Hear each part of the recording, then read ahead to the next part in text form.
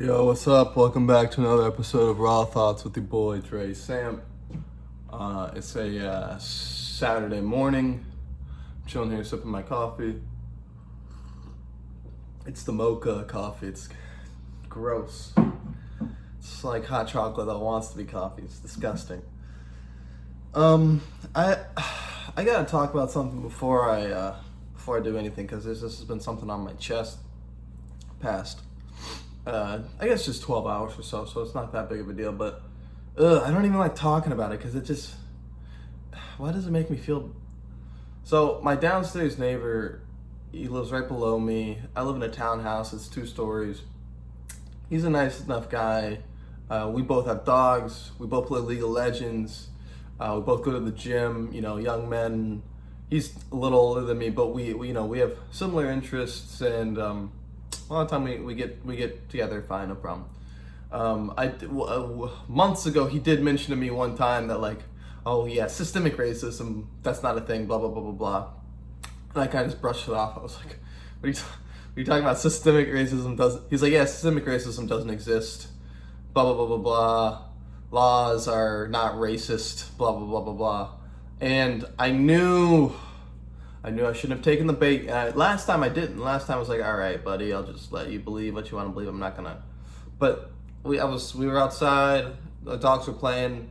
We were talking about whatever. And then he brings up Ahmaud Arbery, and I should have just left. I should have just left the conversation, man. But I didn't. And he's like, yeah, man, that's crazy what happened to Ahmaud. Oh, blah blah blah. And I was like, yeah. And he's like, well, yeah, all those people should get jail time. I was like, jail time?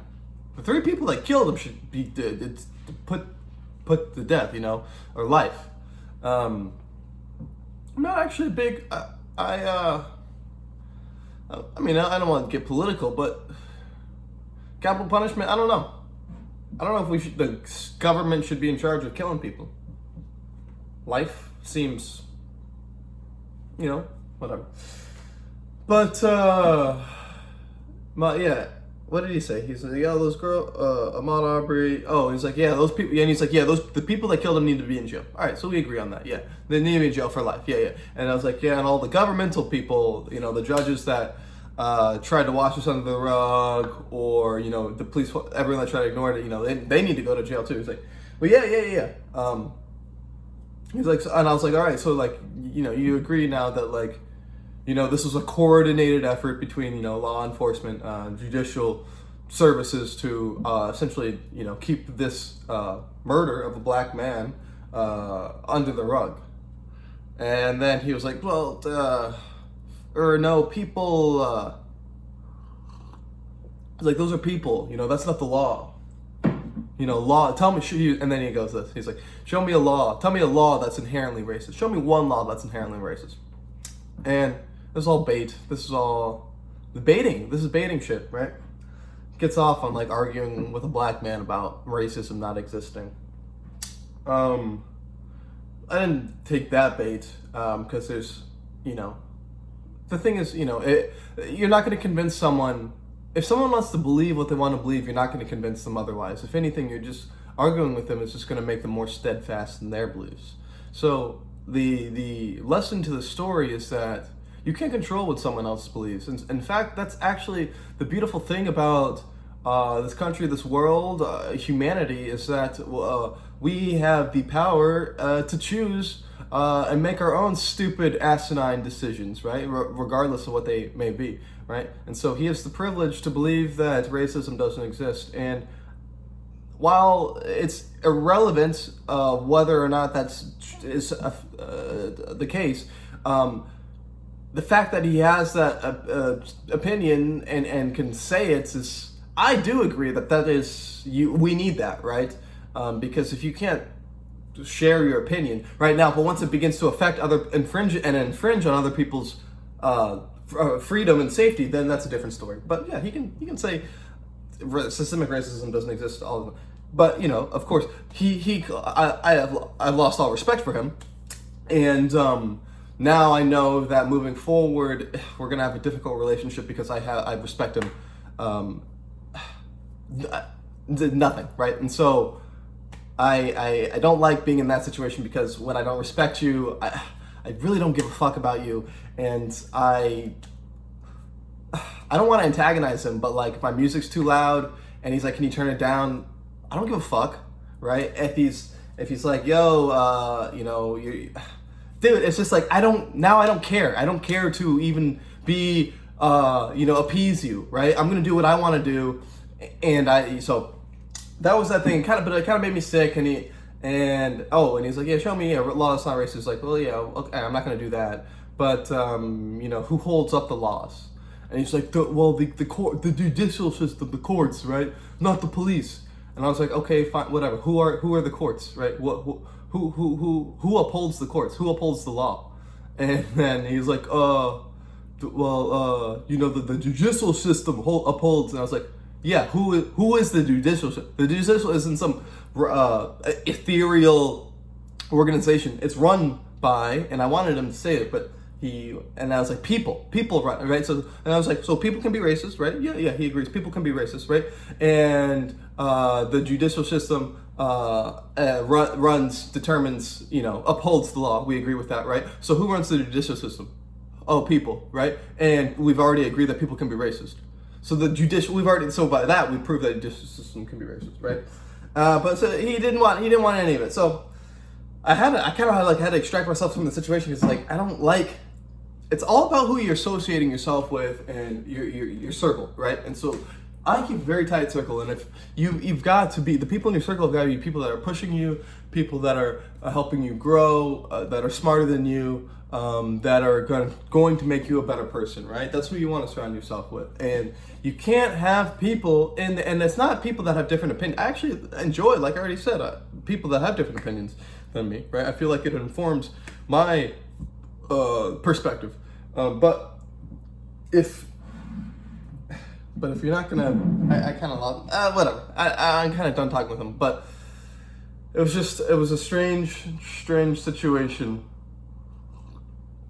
to be in, and he kind of like laughed, like saying like, yeah, well, yeah, you can't, like, it's not. So, and I was like, dude, you're ignorant, and I just left. But now it's like I don't have any respect for him. So there's that. Glad that I got that off my chest. It was kind of like weighing me down, just because, you know, I don't know. I think one of my biggest weaknesses is like I want everybody to like me. I like being liked. I love being liked, and I feel like I treat everyone with respect, love, with empathy and caring, and so it hurts when I'm not shown that back.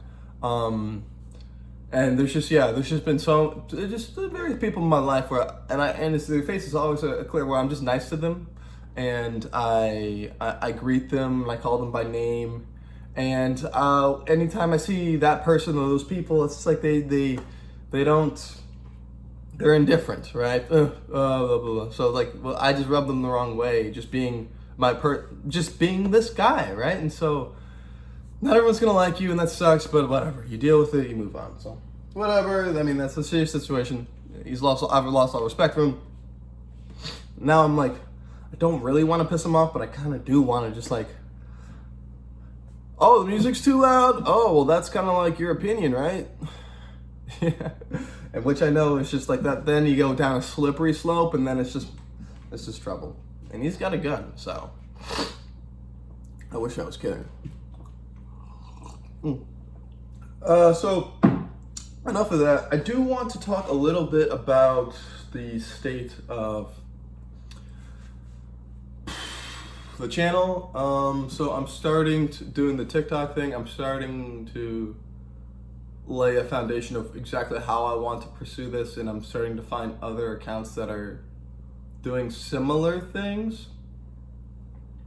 I guess the most important thing is just to go out and do it. Yeah, so I've got 2 videos edited. I've got a 3rd one edited. I'll put it out today, and I'll just keep on making videos. And the deal is I'll do 100 videos like this, and it's all really what I'm doing is just condensing or extracting lists from YouTube videos of like 6 things men should do to be more confident, or 4 ways to improve body language, right? Just taking those 5-minute videos and then just condensing them into 15-second videos. So I'm just I'm not changing in the content, just so maybe ad-libbing some jokes in between. So that's been fun, interesting. We'll see if it gets traction. But then I guess my next step is, okay, let's say I get someone on TikTok that likes me. How do I move them to, what's the next step, right? And so that's what I've been researching, what other people are doing, what's their next step. And it's either, some are pushing them to their website, some are pushing them to IG, and some are pushing them to YouTube.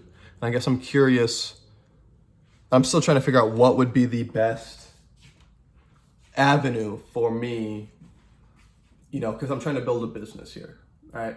Trying to build a niche, trying to build a business. What would be, I would say YouTube. I would say YouTube would be the best because that's IG, who cares? And I don't think, you know, I can get monetized. Also, I'm hearing Instagram is dying. With the advent of TikTok and just like, apparently it's harder to get just exposure on Instagram, and just like the people who are famous are gonna stay famous, and the people who aren't are gonna stay aren't, and that's it. Whereas TikTok, there's a whole bunch of explosion and growth happening, and your little video can go off and be seen by people, right? It's the discovery is easier. So I want to push them to YouTube. If they like what I'm saying, I want to push them to YouTube. Longer videos, start building a subscriber base there.